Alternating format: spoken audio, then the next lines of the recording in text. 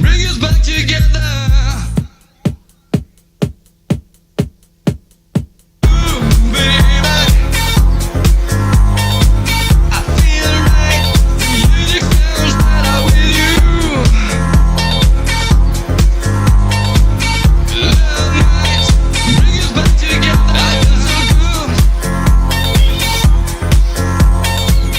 Back in the day, we reviewed the Tynee Mini 2. It was a fantastic board and really carried over the legacy of the Boosted Mini. But today, from Tynee, we got a new member. It is the Tynee Mini 3 SL. It is a hub version, so it's not as cool as the Mini 2 or the Mini 3 that they have out now, but still, we're gonna review it. So the first thing you're going to be noticing from the Tynee Mini 3 SL is that the deck. The deck is pretty much the same as the Tynee Mini 2, which is closely resembling, from back in the day, the Boosted Mini. The Boosted Mini's deck was very good, so was the Tynee Mini 2's. It felt very nice on your feet because of the length, it is just right, and also the concave, it feels very good as well. So the deck is made out of 6 layers of maple, and it is a very hard deck, and there's pretty much no flex to it whatsoever, but it does have a kicktail, and on a small board you don't really want much flex on it at all. So the things that I really like about this deck is the concave. It feels very nice on your feet. It is like not very aggressive and it's like quite gentle, but you really feel that it's there, and when you're turning it really helps you to like put the pressure onto the sides. And also the kicktail. The kicktail is something that I really like on all the Tynee's boards, the mini boards, because with the kicktail you can turn 180 degrees on the spot. It is very useful, especially in an urban environment, or just say somewhere that you don't have 2 lanes of like road that you can turn around on. So it is a very maneuverable and very nimble board because of it. So it is made from 8 layers of maple, so it makes the board very hard and also very durable. The differences between this deck and the Tynee Mini 2's deck is that they have an updated grip tape. Okay, the grip tape design is different, and honestly it looks pretty cool to me. And also the graphic on the bottom of the deck, it really fits the whole board very well, including the enclosure. Like the lines with the enclosure just really flows together for me, liking that quite a lot. But one thing you're going to be noticing from this board that's missing that the Tynee Mini 2 had is the stoplight. So that's a little bit of a bummer for me, at least. Really like that light. So now onto the trucks. Tynee is using their new 7-inch RKP trucks. They said they based their design off of Paris trucks. They are really nice looking, and they feel pretty good on your feet as well. That's why we really like the Tynee Mini 2, is because the handling of the board, it felt very nice on your feet. It just felt very nice, and Tynee is really mastering their truck feel, especially with the Tynee Mini 3 SL. Initially, when we got the Tynee Mini 3 SL, that we felt the bushings were a little bit hard, so we just loosened up the kingpin, and it feels pretty good afterwards. So these RKP trucks, they're 43 degrees. They're different from the usual 45 degrees, but by 2 degrees you're not gonna feel that. And these trucks just feel very solid and very maneuverable. Being nimble, it's one of its strong suits, and it's doing a fantastic job at that. Next up, we're on to the wheels.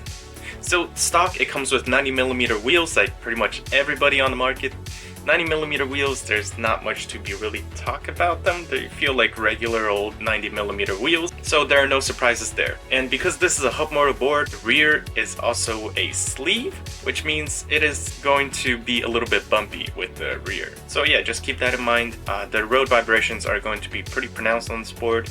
But it's also a short board, so you might be able to just power through it. But as an option, you can also get the Cloud Wheel Rovers. They are $179 US. Honestly, look kind of cool to me. I want to try them out, but we didn't really get the chance. So they're like cloud wheels with a layer of rubber on the outside. So ideally you get both the traction of a rubber wheel, the range of like a polyurethane wheel. They're known for like vibration absorbance, so hopefully with this wheel it is going to feel a lot better.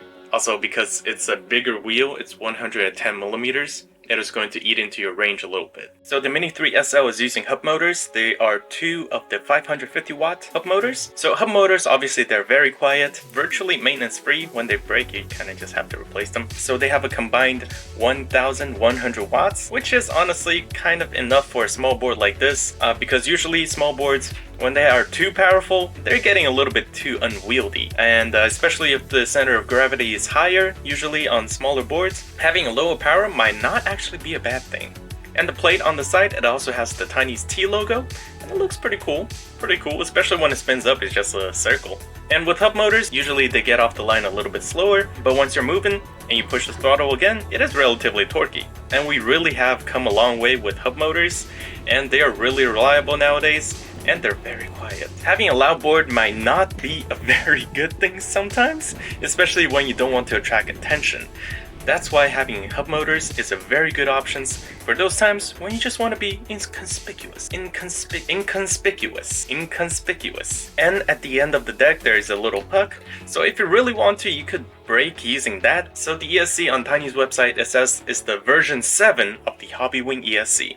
The Hobbywing ESCs, they have been smooth since the beginning. They're one of the smoothest ESCs to use, and they're very reliable, especially compared to the Vesk. I have broken quite a few Vesks, but never a Hobbywing so far. The combination of Hobbywing ESCs and hub motors, they actually produce a quite torquey experience, and you're just gonna get a very smooth and very reliable experience with the Hobbywing ESCs. So the Mini 3 SL uses a battery that is 216 watt-hours. It is a 10S 3P battery configuration, so 10S, it is not as powerful as the new 13S batteries that we have on the Tynee Mini 3. Like I said before, sometimes having a lower power might actually be a more desirable thing.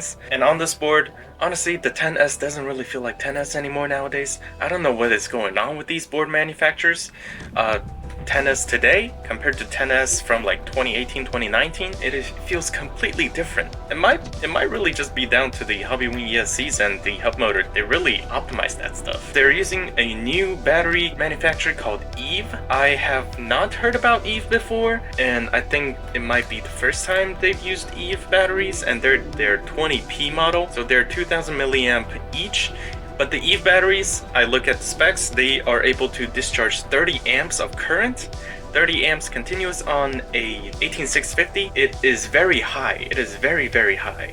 And in a 3P configuration, they could output a combined 90 amps, which is actually really insane. The combined watt hour is 216 watt hours, and with that you get about 17 miles. In real life tests we got more closer to 15 miles, which is not bad at all, especially with a small board like this. It is enough, I would say it is enough. Sometimes on longer rides I would prefer a bigger battery so I don't need to charge it as often, but sometimes with a smaller board that is lighter, I would prefer a smaller battery, so it is lighter to carry and it's just more portable. This board, especially, I think the use case is going to be with public transport and short range commutes. Let's say if somewhere you want to go is like within 3 miles, like you want to go to the grocery store, I think this is a fantastic choice. If you're in a city, this is also not a bad choice at all. But if you live in the suburbs where everything is really far away for some reason, then this might not be the board for you. You might want to be looking into like 2-in-1s or like mountain boards or off-road boards, just something with a bigger wheel or more range. This might not be the board for you if you live in the suburbs. But in a city, this is definitely enough. And especially with the lighter weight and a smaller size, it is easier to carry, so if you live in an apartment or just somewhere that you need to go upstairs, this is a fantastic choice. And with the supply charger, the charge time is about 3 to 4 hours. You might want to plug it in whenever you get a chance if you want to go on longer rides or something like that. And the board in total, it weighs about 18.5 pounds. It is not a very light board, but I wouldn't say it's heavy either. The portability side of this board is pretty good, in my opinion, because we have reviewed a lot of very big boards, and I recently moved apartments, so carrying a very big board is not very ideal for me. So having a small board is definitely going to be an advantage in my situation right now. And especially now my commute is like within 3 miles, so this board is fantastic. You go from my house to where I need to go 3 miles and then 3 miles back, so that's only like half of the range, or not even half of the range. And then because now I have to carry it up like 1 flight of stairs, I do not want to carry like a big board or like a 2-in-1 up the stairs. I do not want to do that anymore. So I would choose a smaller board like this, so it's more convenient for me. And I think the price of this board is actually on point.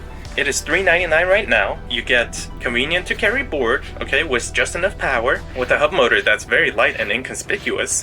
This is a fantastic choice. And Tynee, their build quality is very good. I really like their boards. If you want to get one yourself, go on Tynee's website. It is $3.99. And if you like this video, please give it a thumbs up, subscribe, or something like that, or don't. And so yeah, I'll see you next time.